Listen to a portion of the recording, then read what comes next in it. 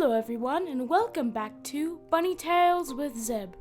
Today we have another hair-raising tale. We sure do, Zeb. Do you think everyone will live happily ever after, Mummy? I sure hope they do, Zeb.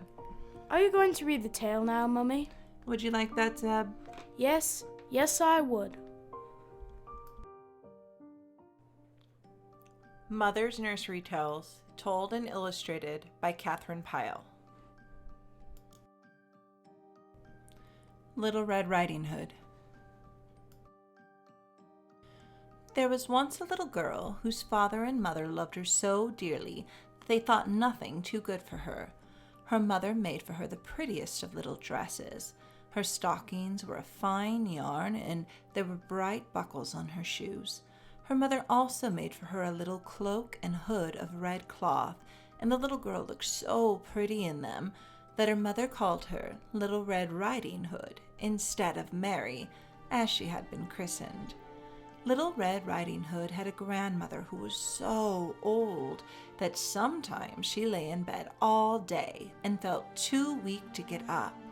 One day, the mother called the little girl to her and said, "My child, I've put a pat of butter and some fresh eggs and a wheat cake in this basket. Take it and carry it to your grandmother.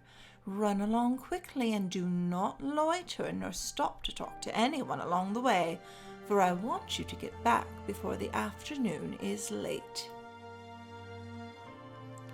"Yes, dear mother," said the little girl, and she took the basket in her hand and set out for her grandmother's house. At first she ran along briskly and stopped for nothing, but the fields were full of pretty flowers. "I'm sure," thought Red Riding Hood, "that my grandmother would be glad to have a bunch of daisies and buttercups." She began to pick one here and there and another there until she had quite a handful. Presently she had heard feet padding along the path, and the old gray wolf came trotting by.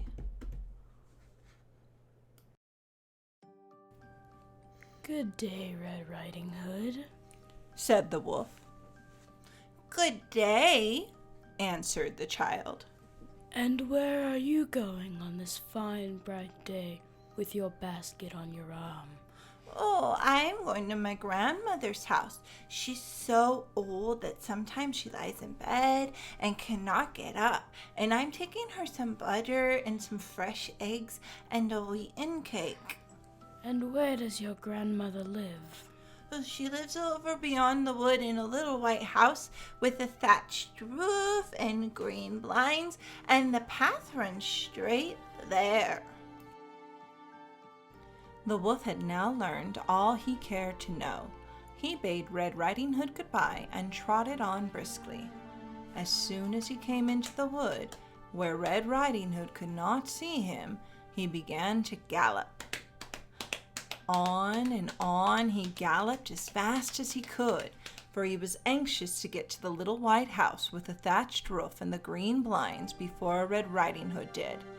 In the depths of the wood, a woodcutter was busy at his work.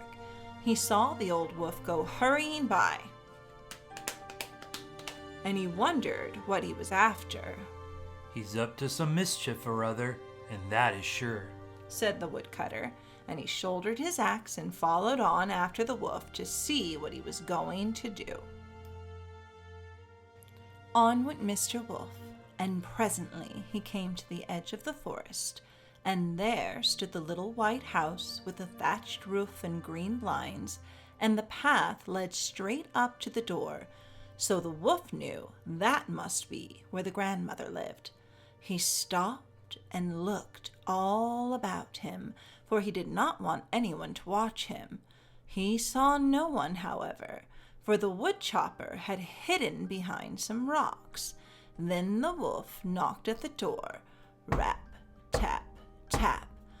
Nobody answered, so he knocked again, rap, tap, tap. Still no one answered, and there was no stir within the house, though the wolf cocked his ear and listened carefully. The wolf pulled the latch string, and the latch flew up. and he pushed the door open and slipped inside. He looked about, and there was nobody there, for the old grandmother had been feeling stronger that day, so she had dressed and had gone out to see a neighbor. The old wolf hunted about until he found the grandmother's bedgown. Then he pulled it on over his big, hairy body, and he tied on a big ruffled cap and put the grandmother's spectacles on his nose, and after that he crawled into bed and drew the coverlet up under his chin.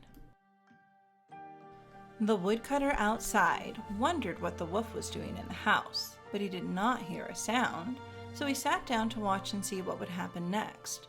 And as he was very tired, he fell fast asleep. It was not long before Little Red Riding Hood came running along, and she was in a great hurry, for she had spent a long time gathering flowers. The woodcutter did not see her, however, for he was asleep. The little girl ran up to the door and knocked upon it. Rap, tap, tap. Then the old wolf made his voice very faint and weak, like the grandmother's. Who's there? He asked. Oh, it is I, Grandmother, Little Red Riding Hood, answered the child. Pull the latch string and lift the latch, said the wolf. Red Riding Hood lifted the latch and pushed the door open and went in. There was not much light in the room, for the wolf had pulled the curtains across the window. I am not able to get up, dear child, said the wolf, still in the same weak voice. Put your basket on the table and come over here.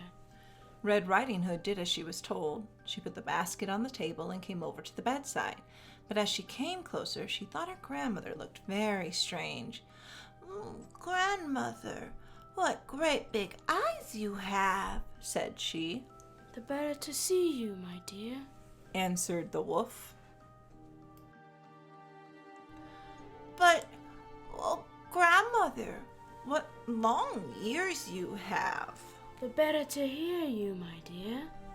But, Grandmother, what big, sharp, white teeth you have. The better to eat you, howled the wolf, and he sprang out of bed and caught Red Riding Hood by the cloak. The little girl cried out, "Help!" But at this moment, the woodcutter burst open the door and rushed in. The howl had awakened him from his sleep, and just in time, he struck the wolf such a blow on the head that it fell down dead. Then he took Red Riding Hood up in his arms and comforted her, for she was crying bitterly. She was frightened, and her pretty red cloak had been torn. He wiped her eyes and promised to walk home with her.